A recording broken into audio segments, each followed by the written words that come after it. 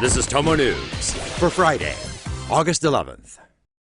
Breakthrough Nanochip heals injuries with just one touch.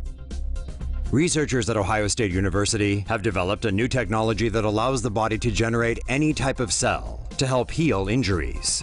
Tissue nanotransfection involves placing a fingernail-sized nanochip on a patient's skin, adding a droplet of genetic material, and zapping it with an electrical current.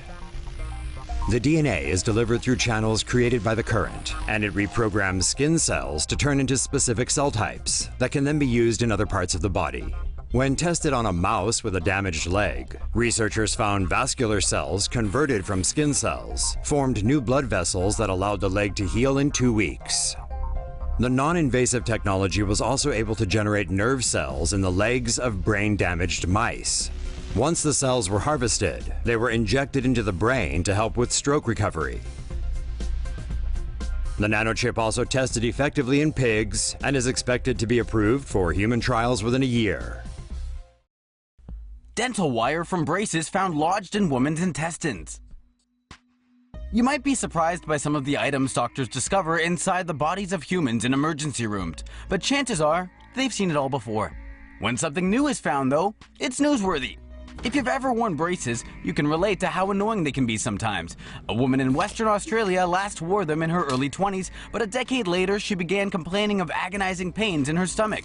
Doctors initially thought it was her gallbladder when the pain subsided after they gave her some meds. But when she returned 2 days later, still suffering, a CT scan revealed a foreign object had punctured her small intestine in several places. They thought it was a fishbone, but after performing surgery to have it removed, they found a 7-centimeter long piece of wire, likely from her old braces. Doctors were surprised to find the wire because the woman, now 30, hadn't worn braces in so long. As reported in the medical journal BMJ Case Reports this week, they believe the wire had been lying dormant in her system until it punctured her small bowel, leading to pains. The most commonly found swallowed items in adults tend to be fish bones and chicken bones, but doctors also frequently see items we try to hold in our mouths, like bobby pins or screws. Get off the stage, boo! A Britney Spears concert in Vegas was interrupted unceremoniously after a crazy fan just had to have a share of the limelight. The pop princess was in the middle of a show at Planet Hollywood when a man jumped on stage, did a front flip, and then made his way to the center. Someone from backstage tried to drag Crazy Pants away, but he threw the guy off. He then had to deal with Brit's backup dancers, who quickly rushed to keep the psycho away from their queen. Said queen was ironically singing her hit song, Crazy, and was oblivious to the commotion until 2 security brawns approached to escort her off the stage. In one video, the pop star's knees can be seen buckling a bit as she asks if the fan has a gun. The stage-hogging idiot, meanwhile, was held down by the dancers until security cuffed him and took him away. Fans were less than thrilled about his antics and can be heard calling him a certain unsavory body part as he was let out. Beyonce would have taken him.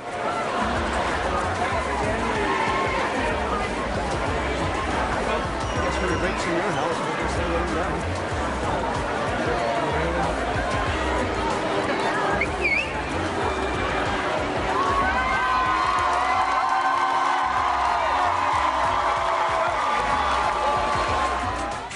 Crazy fan was later identified as 37-year-old Jesse Webb, who claims he wasn't trying to attack Brit, he just really wanted to dance.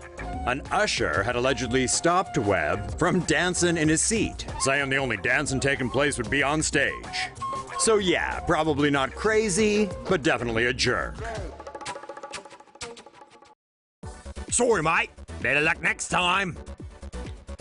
A ginormous Croc got a little too friendly with a fellow Aussie, who escaped with life and limbs intact for now.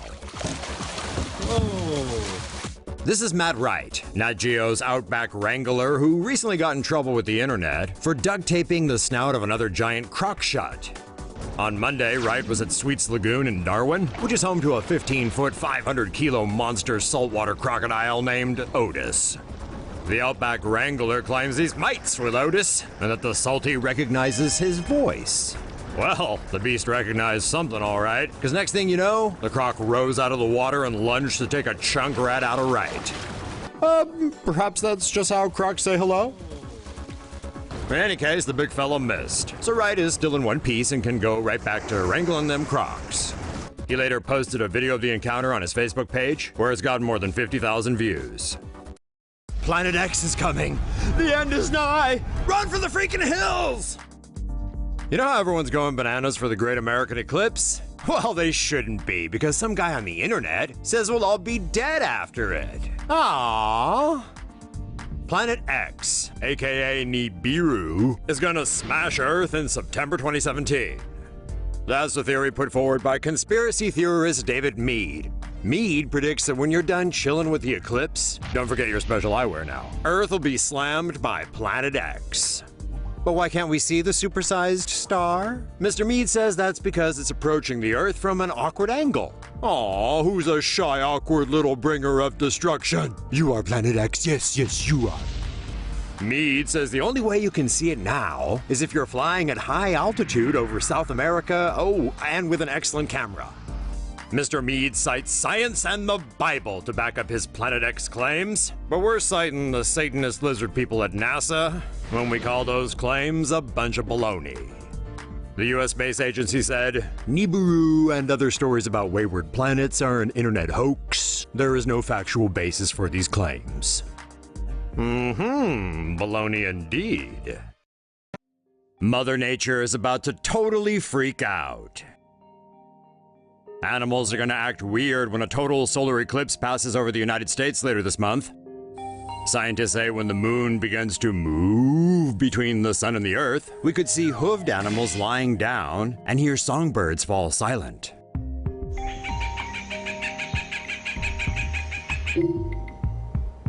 Eclipse chasers report seeing dolphins and whales swim to the surface of the ocean 5 minutes before an eclipse. Meanwhile, others talk of llamas gathering in line to gaze at the sky, or of spiders dismantling their own webs. According to scientists, an eclipse can disrupt animals' circadian clocks, convincing some it's time to go to bed, or prompting nocturnal creatures to come out and hunt.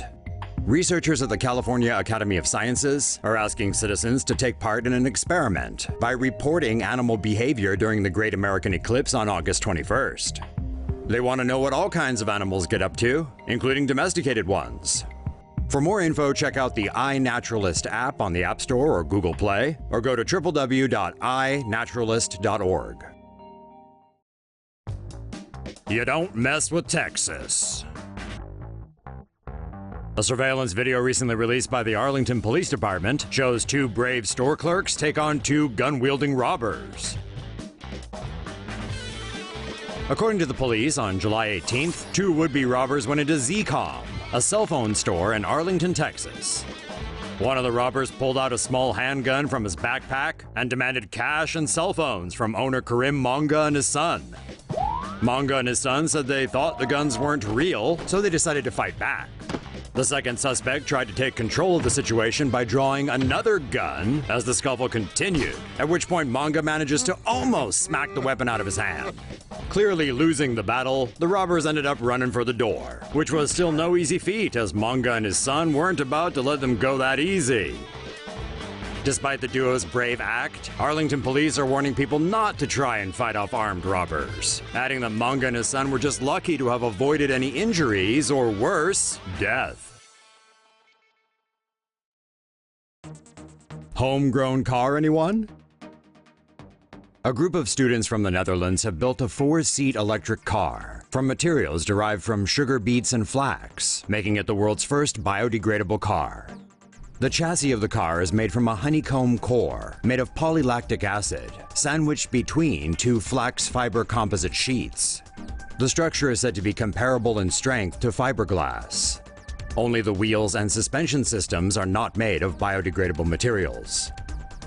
The biocomposite materials give the car a weight of only 300 kilos, thus significantly reducing its battery size relative to other electric cars. Users can access the car via a smartphone or a card with an NFC chip. The prototype has not yet passed crash tests because the material will likely break upon impact. However, the developers say they intend to test drive the car on city streets once they receive government approval. A new way to monitor sleep disorders. Millions of Americans suffer from sleep disorders, but a visit to a sleep clinic may make your quality of sleep even worse.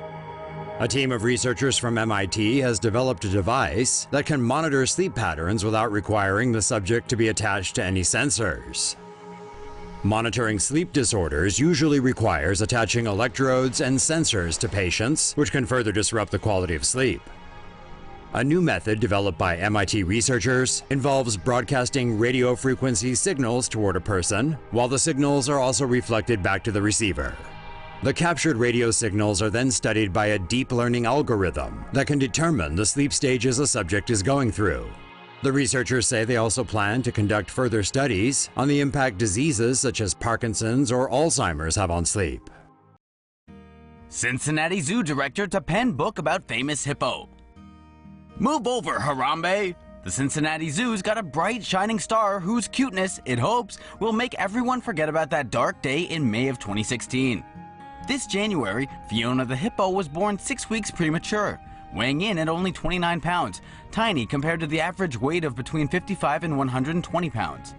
Unable to stand and unwilling to eat, the baby hippo required oxygen tubes and 24-hour care for months to stay alive, which the zoo staff admits was very much in doubt. Now 6 months old and her scale reading a whopping 421 pounds, Fiona the hippo is out of the woods and set to make a big splash on the covers of books. The zoo's director, Thane Maynard, announced this week he'll be writing a children's book entitled Saving Fiona: Science, Social Media, and the Story of a Baby Hippo, to be released in January 2019. Proceeds of the book will all go toward the zoo, which is winning back headlines this year by celebrating Fiona's life, following an onslaught of worldwide criticism over the tragic passing of 17-year-old male silverback gorilla Harambe. No word yet on whether Harambe will make it into this book, or even get his own book someday. As with all stories related to the Cincinnati Zoo, we'll end this by saying, this one's for you, Harambe. There's no hippo that could replace you in our hearts. Just walk away slowly. Two hikers in California got more nature than they bargained for one day during a hiking trip on the High Sierra Trail in Sequoia National Park last month. Seasoned hikers Sam Vonderheide and Brian McKinley were on their first day of their 11-day hike, and while recording their adventure as they walked, the duo suddenly found themselves face to face with a large mountain lion.